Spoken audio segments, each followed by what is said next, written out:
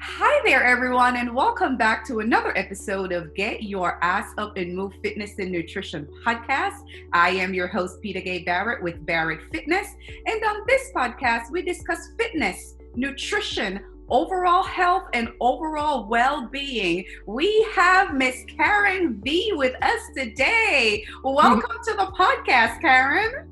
Hi, thank you so much for having me. This is exciting. Awesome. Well, it should be an exciting conversation. Most of our conversations are pretty exciting, I think. Well, Awesome. this is my first podcast, so thank you for having me as your guest. Perfect. Thank you. Thank you so much for joining us. So on today's topic, Karen will kind of walk us through how she lost 70 pounds without going on any crazy fad diets or doing anything, just any ridiculous diets. Right, Karen? Yeah. Oh, awesome. So Karen, let's just jump straight into it. Where exactly are you joining us from today? I am from New Jersey, born and raised in New Jersey. I'll probably be in New Jersey forever and ever. I love it. Okay. New Jersey girl. Yeah, usually I have bigger hair, but I'm trying to calm it down these days. But Awesome. I love it. So why don't you tell us a little bit about yourself? I know you're a content creator. We kind of met through YouTube and YouTube groups. I know you're a fitness, exercise, and nutrition enthusiast. Just tell us a little bit about Miss Karen. Sure. Okay. Well, I am a mom of two, and I did go to school. I went to college for exercise science, so long time ago. And I do have about 10 years experience in the fitness industry as a group exercise instructor, personal trainer, phys ed teacher for a few years. And but then I did take a very long break from doing it professionally. And since having children, my passion for fitness was sort of reignited, you could say. Becoming a mom really made me realize that it's really, really important to take care of yourself, because being a mom takes a lot of energy. You need to be you need to be fit. You need to be taking care of yourself if you're going to take care of these children. And, in the beginning, it's hard. You kind of put yourself to the back burner, of course, when they're babies. But as they get a little older and you start to be able to do a little more for yourself, you realize just how important it is to take care of yourself, because working and parenthood, the whole shebang, it's a lot. Right. So I need to be feeling good. And not just physically, but mentally too, right? Yeah. It takes a toll. I'm not a mother, and I have so much just honor and respect for you, mothers who juggle job, and that's a career. Juggling being a wife, in my opinion, that's another career. Juggling being a mother, that's a career. It's overall well-being. You have to take care of your whole being in order to handle all of those things. It's a lot. And I often feel like I am not, 100% awesome at all of it, because, you kind of feel like you're spread thin a lot, and you're trying to be an awesome wife, an awesome mother, an awesome everything, and it's hard. But the more you take care of yourself, you start to feel a little better about yourself, and you start to be able to handle everything that life throws you. Right, so I do make myself a priority with making sure I move, making sure everything I put into my mouth is healthy, not perfect, but then also, what's going on in your head. And I think, sometimes controlling your thoughts isn't something I ever thought you could do, but I actually am getting a lot better at it. Right. About controlling what's running through my brain, because that's a hard thing to grasp in the beginning, but with practice, it actually works. You can, so I've been working very hard at getting rid of all the negative self-talk, telling yourself you're not good enough, telling yourself you can't do something. You got to be done with that. Right. Done with it. Think about what you want in your life, not what you can't do, because it's just a lie that you're telling yourself. So. Right. And I would imagine, as we talk about our topic of how you're going to kind of walk us through that process of how you lost that 70 pounds without going on any crazy kinds of diet, that's something that you would have to do, right? Tell yourself you can do this. That's probably one of the first steps to losing that weight, is to convince yourself that it is possible, I would imagine. Yeah. By the way, let me say, you look amazing. You look great. A mother of two, and you've lost 70 pounds. How old are your children, if you don't mind? Yeah, no issues here. My daughter's almost 8. My son is 4.5, and I'm actually 42 years old. Wow, you look amazing, girl. I mean, thank you. I'm trying to age backwards. That's my goal. Yes, honey. If we can say girl power, I mean, I'm gonna like digress just a little bit here. I have been I'm gonna use the word blessed to connect with you wonderful women. I've spoken to women in their 50s who look like they're in their 30s, women in their 40s who look like they're in their 20s. You women, all mothers and wives and career women into fitness and nutrition, you women are amazing. Thank you. Girl. I think it's just having goals, right? And believing in yourself. That's it.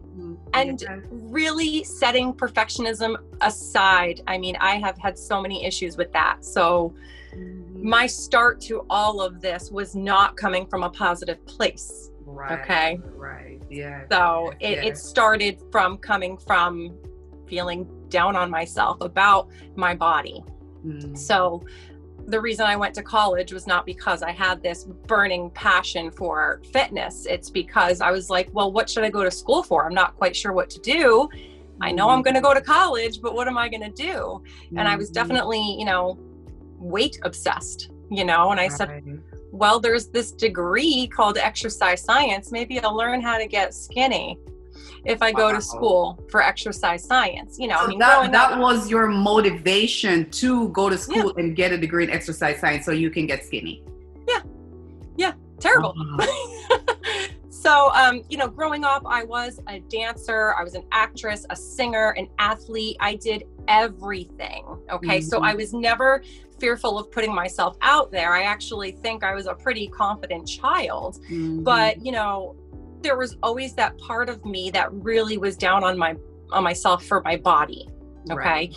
I was never one of those girls that was like, really lean. I always had a little extra on me. Okay. Because that's my genetics. That's just what it is, you know? But so do you think that is you telling that to yourself, or do you think others would look at you and say, Karen had a little extra on her? Do you think that was part of what you were going through, maybe as a teenager or as an adolescent, now hearing you say that? You know what I mean? It has been told to me. Oh, okay. I see. But I also felt it from a very young age. I think it was a combination. And it's not like all these people came up to me saying, Karen, you need to lose weight. It's just little things as a child. Sometimes other children don't realize what they say to you. You carry with you. I mean, I remember many incidents in my life as a younger kid. I remember isolated moments. And it's funny. Why do we remember the 5 negative things that were said to us when I can guarantee you way more positive things were said to me as a child? But it's human nature that you focus on those few negative things that were said to you. So those things hurt, and then just couple it with that. I've always had a lot of body awareness. I've always been very aware of my body and how I'm feeling. Am I uncomfortable in my skin? A lot of times I was, just physically, but again, I didn't really let that hold me back in doing a lot of stuff as a child. So I'm grateful for that. I still went after what I wanted to do and had a very good childhood. So do you think women tend to do that, or being an athlete? I know for myself as an athlete, I was very aware of myself. I was aware of the way I carried myself, of the way I look. At some point, people may have even thought that I had some kind of eating disorder because I was very aware of what I ate at all times. Do you think being a female athlete was probably part of the problem? Not really. Okay. Not for me. Not for me. I understand. I wasn't at the top of my game. I was always like that girl that kind of was a jack of all trades, master of none, I understand. I understand. Not for me in particular, but so I went to college for exercise science, and I had a lot of issues during those college years as I'm learning about the human body and fitness. And I found myself living in the gym. I mean, living in the gym. I was in that gym a lot. I was very fit, but I was not lean, and And I attribute my weight struggles to my mind not being right and my diet not being right. You know, I was fit, you know. Right.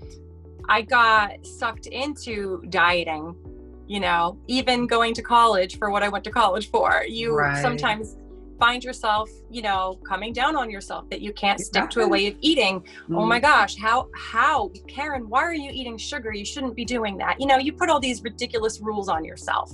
And also the media, you know, of course, there's always a diet out there. It's just a matter of what's hot at the moment. And, you know, I think, you know, I can connect with a lot of women on this topic because it still happens to this day. Of course. And it will probably continue to happen in, you know, in our lifetime. It always will.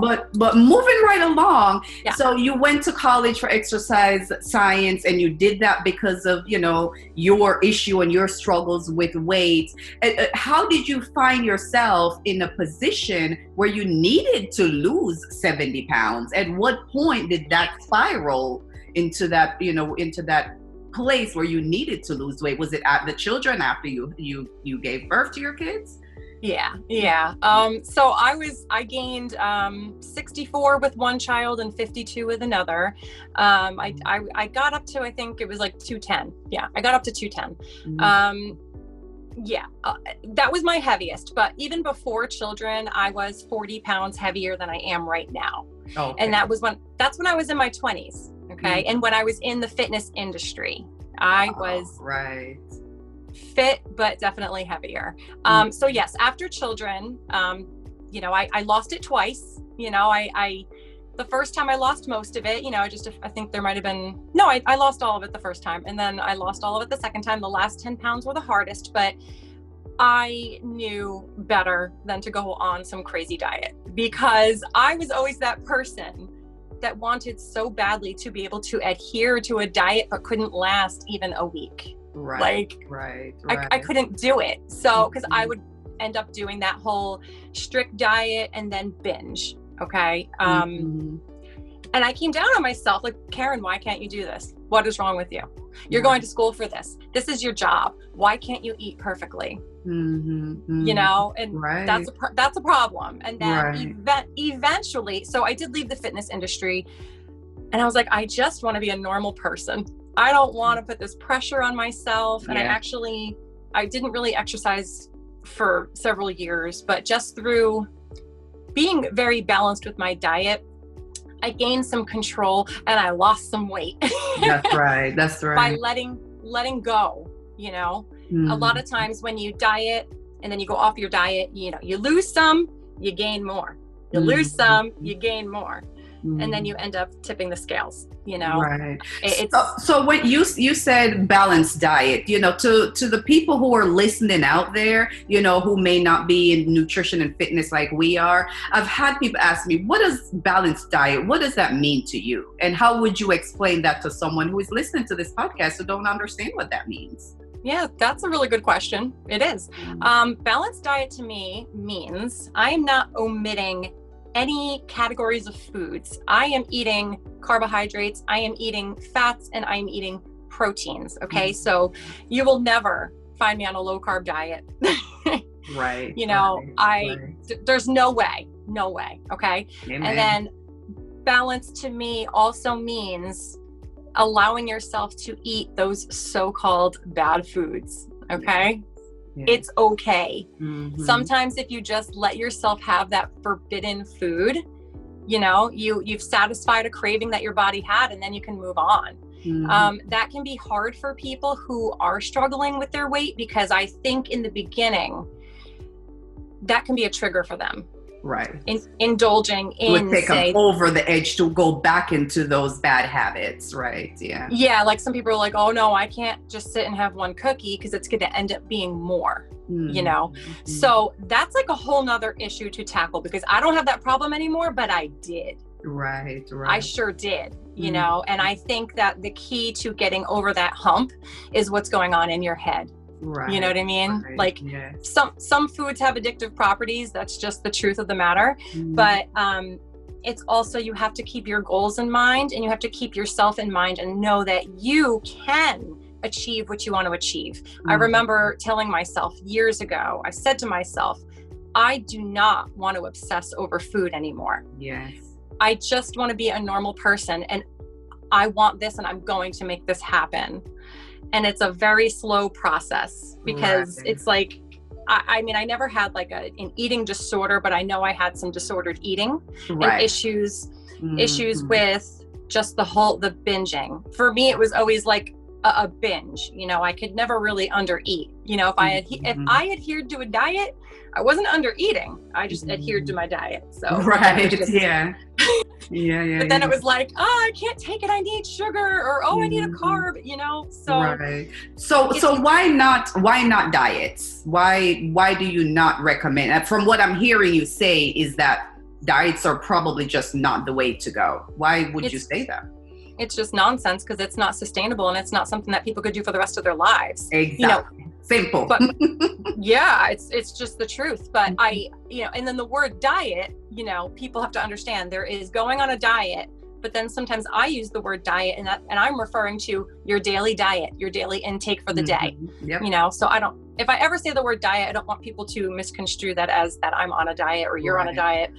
It's just your daily diet is your total intake of your food for the day. And that is the true definition of the term diet. What you eat on a daily basis, not what you take away from, you know, what you're consuming on a daily basis. It's actually what you're eating on a daily basis, right? Yeah.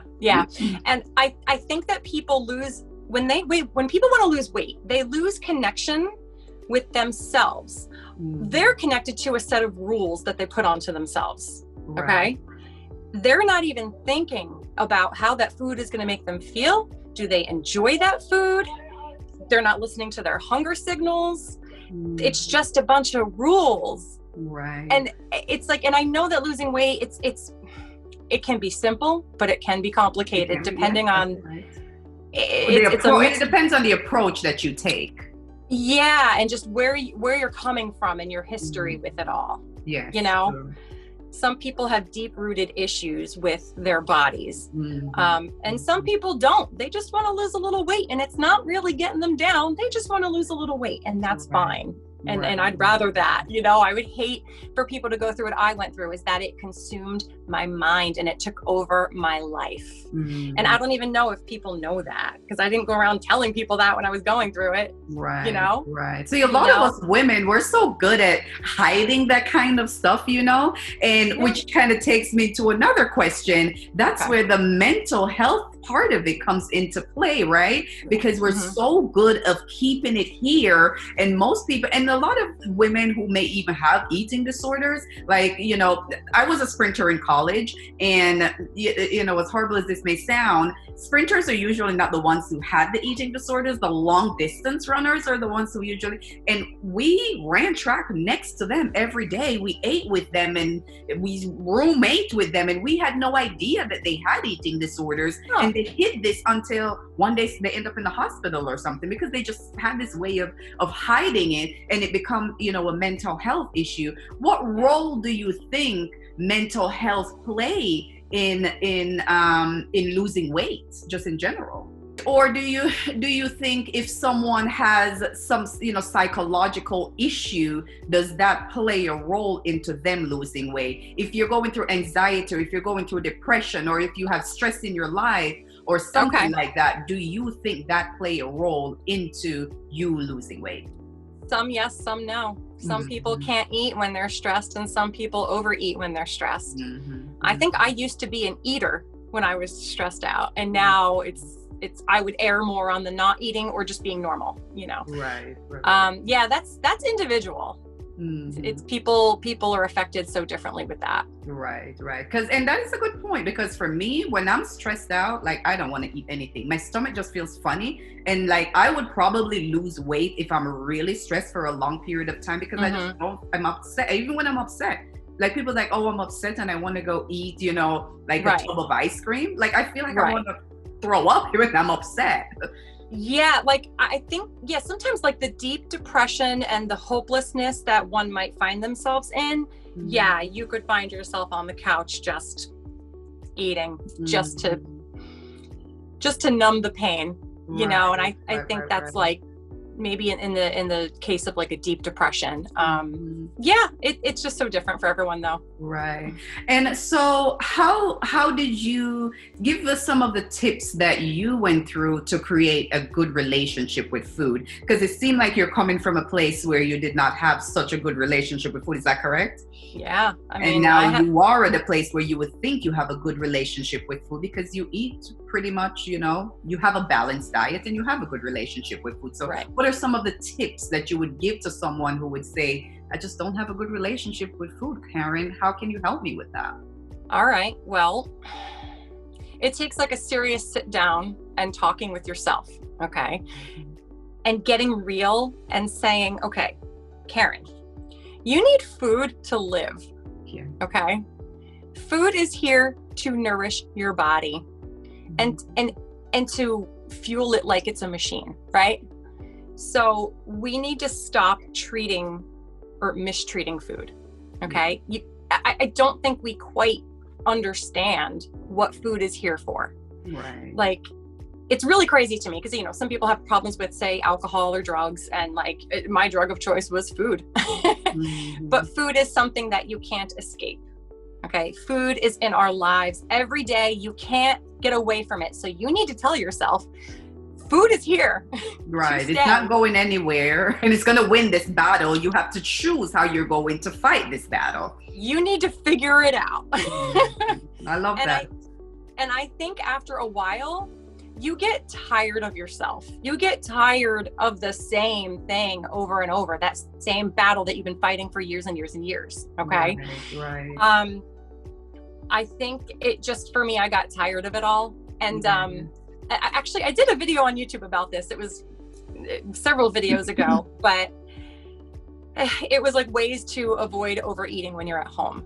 My second tip to battling weight gain or taking a little better care of yourself during COVID is to experiment in the kitchen. What I like to do is I like to take junk food and create a healthy version of it because I love food. I love to eat. You will never catch me under eating. It has never happened and it never will. So I have had more time at home. We've all had more time at home. I've been experimenting in the kitchen and I'm loving every second of it. Okay. And I think that there are many different reasons that people go off the deep end with eating, you know, overeating. And besides like the emotional part, like, you know, filling a void, filling the sadness with food, I think it's also, I find myself being most peaceful with food when I'm actually doing things that make me happy. Yeah. You know, like when I'm like right now, I love creating content for YouTube and all the social platforms. Like it makes me so happy that I'm not sitting around thinking about what's my next meal. Right. You know, when I was deep in the trenches of dieting and everything, I would be literally eating breakfast and as thinking about lunch. I've been there. Right. Maybe I did have an eating disorder or a disordered eating because I've been there. Exactly. So that's a problem, you know, and I no longer do that. Like now I actually get full from eating much smaller amounts because I've trained my body to just have normal portions and I get filled up from it. But yeah, I mean, you got to take care of you. Do things that make you happy. I think a lot of people think it's today's world with all the stress and everything that's going on. It's like, no, you have to go to work. You have to take care of the kids. You have to do all these things. And yes, you have to do these things, but you need to fight to find the time to do things that matter to you. Right. You have to. Right. Because I don't think we were all put on this earth just to survive and go to work and like struggle. True. That is so very true. Right? Yeah. I mean, I'm about thriving right now. Like my life is half over, but it is just beginning. That's right. Good for you. Good for you. I'm gonna thrive. Yep. And that is so amazing. And I keep talking about this woman power, girl power, because that's exactly how I feel. I am 44 years old and I feel the same way. Like I started my podcast a year ago and, you know, I keep saying like my lighting wasn't great. I started focus on YouTube like, I don't know, 8 months ago and I mean, all I had was my computer and my phone. I still do it. You know what I mean? And I'm like, okay, it's going to get better. It will get better. It's not too late to start doing these things. Who said social media is not for a 40-year-old? Who says YouTube? You know, who cares? Like, let's do this thing, man. Like, who cares? Right? And then you're just reminding me, like, when you're saying how, you know, just starting YouTube with just your phone. I've been using my phone from day one for years. Okay. I still use just my phone. That's right. That's right. Me too. But it correlates also to dieting. I think a lot of people think when they start their diet, they have to start perfectly, you know? Good point. Yeah. That's like a great point. Yeah. Like with YouTube, like we didn't start off perfectly, you know, I still have quite a ways to go. And but we're still not perfect. Right. But if you don't start somewhere, you're not going to be perfect out of the gate. And that's just what it is with figuring out how to manage your weight. It has to be baby steps. It has to be baby steps. Start with if you drink 6 sodas a day, start with just cutting out 1 a day, right? If you eat whatever it is, just start with just cutting out 1 a day, making just small baby changes. And then when you start seeing the changes physiologically, then you're going to cut out 2 a day, right? Yeah. It's the same thing with just anything in your life, in my opinion. It's true, but I think people want things fast. And I'm not saying everybody. I'm just saying the population of people that want the results fast. I think they feel a little more in control when they have the rules, you know? Right. It's a control thing, you know, and they probably don't believe that they can lose the weight by just having a healthy lifestyle and doing basic things. Like, no, it can't be that easy, but it is. It is, right. It is. Right. And they think because it takes a long time to do it, that it is hard, but not because it's taken you a long time. That doesn't mean it's hard. It just means that it's something that is just, you know, it's going to be sustainable, and it's taken a long time, but it's not necessarily hard. And then with that said, how long did it take you to lose that 70 pounds? I would say most of it came off in like a year, but the last 10 pounds, like I remember my kid was like 3 and I was like, oh man, I'm still not down to my pre-baby weight. And those last 10 pounds took a lot more focus. And but again, it wasn't even that crazy. It was just like, you know what, Karen, like, don't go for seconds. What are you doing? You know? Right. Yeah. It was like, I just told myself to have a little more self-control, you know, with food. It wasn't even like that I started working out a ton. It was just the food, the food. And I think just taking a moment to really savor your food. I'm so big on savoring food. Right. Like, a lot of people don't take that time to enjoy what they're eating. They're just shoveling it. And, you know, moms are probably like eating. I mean, I've been there. I still do it. I'm like literally eating breakfast while we're out the door. Like, it happens. But right. It's just being aware of what you're doing. Just be aware of the food that's going in your mouth.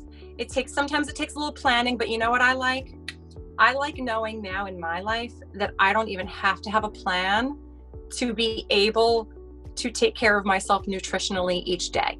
I can handle any situation where in the past, if I didn't have a plan, the anxiety. Right. Yeah. Oh my gosh, we're going to a party and there's going to be pizza. Oh my gosh, I'm going to eat like 5 slices. Yes. You know, like I think I had food addiction problems at a certain point. It was just, couldn't stop. But I think, you know, when you really want something for yourself, you just slowly and surely figure out how you're going to do it. And you just believe in yourself and believe that you can do better. And that you can change and this. Make it happen. And so a couple of last questions as we wrap up here. How important, or did you have any external motivation, like family or friends or your hobby? And if you did, how important was that to you? Or did you just do it all on your own? You told yourself, I'm going to have to do this on my own, and you did it.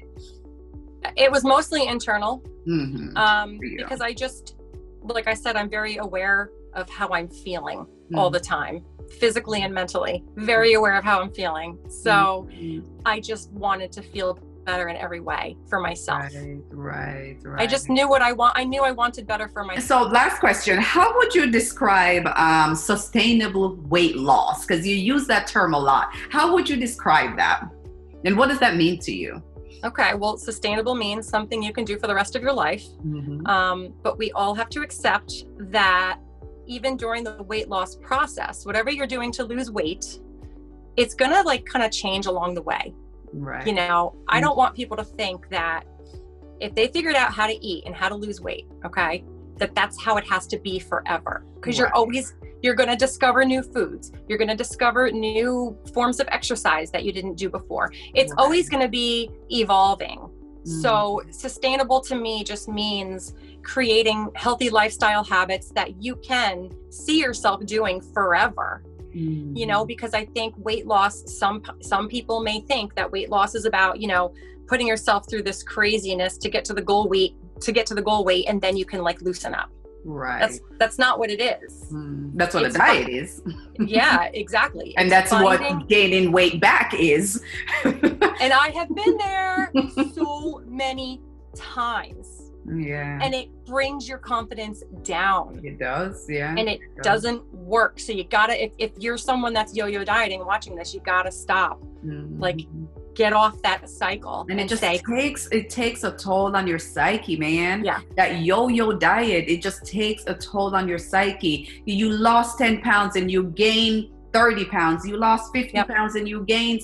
Can't you imagine what that does to your head when you look in the mirror and you look good and you feel good, and a couple months you look in the mirror and you're like, what the heck? Or you started sleeping well and you feel good, and then you started sleeping. Just imagine what that does to your psyche and your self-esteem and your confidence, right? You're done. You're telling yourself you're a failure. Yeah. That's what that does to you. And then you start focusing on the negative and that negative self-talk. Yeah. You gotta twist that around. You gotta come from a place of loving yourself and believing in yourself and saying, okay, I've been messing up, but I'm going to figure this out. You kind of have to become a fighter for yourself. Right. You know, and every day I'm fighting for myself. Good for you, honey. Good for you. And while, you know, I asked you about that external motivation, well, it's so great to have someone pushing you or whatever. If you don't want to do it for yourself, like you said, inside you, and that goes for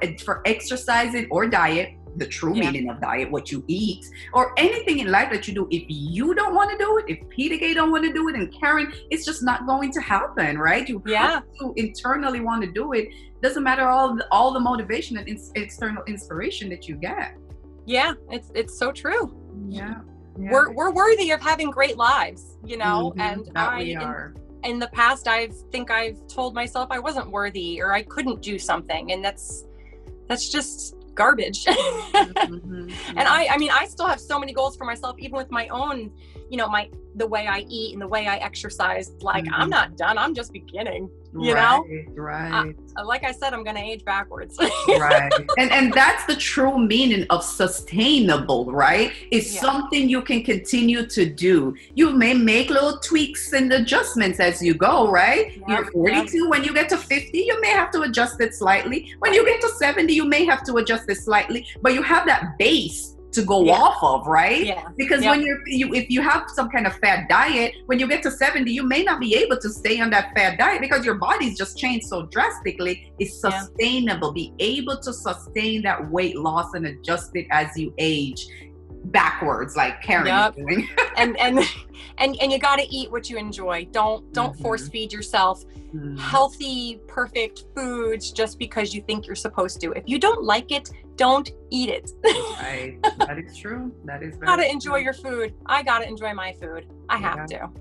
Awesome. Well, thank you so very much for this conversation, Karen. We could talk about food and nutrition all day long. That is like so my passion. This has been a great conversation. And hopefully for someone, you know, you guys out there who are listening to this conversation, if we reach one person, one mother, one woman out there who's struggling with that weight after giving birth, you know, just forget about those crazy diets. They don't work. I promise you all, they do not work. Not for a long period of time. But with that said, I know you're on YouTube. Where can people find you? If someone want to reach out, you know, to you, where on social media can we find you, Karen? All right. Well, my favorite platform is YouTube. I love YouTube. So if you just search Karen Vee, it's Karen with a K and VEE, you will find me. I pop right up. I'm also on Facebook under Karen Vee, and on Instagram, my handle is blues.2to.fitness. hues, like the color hues, you know. And yeah, that's it. And also blues2hues.com. Okay, Blues to Hues. Okay, well, for those of you who will be watching this on YouTube, I will put all Karen's information in the comments below, and you guys can hop on over to her channel and subscribe to her channel. She has amazing content and a beautiful daughter who does some of her videos with her, which is so amazing. Warms my heart. Well, thank you so much, Karen. It was a pleasure having you. Amazing conversation. Thank you so much for joining us. Thank you for having me, and I'm so glad we met. Thank you. Awesome. And again, you guys, I am your host, peta-gay Barrett, and this is a Get Your Ass Up and Move Fitness and Nutrition podcast. I am on YouTube as well, and Instagram and Facebook and all those lovely places, Barrett Fitness or Barrett Fitness and Nutrition. Until next time, you guys, Karen and we are out. Bye.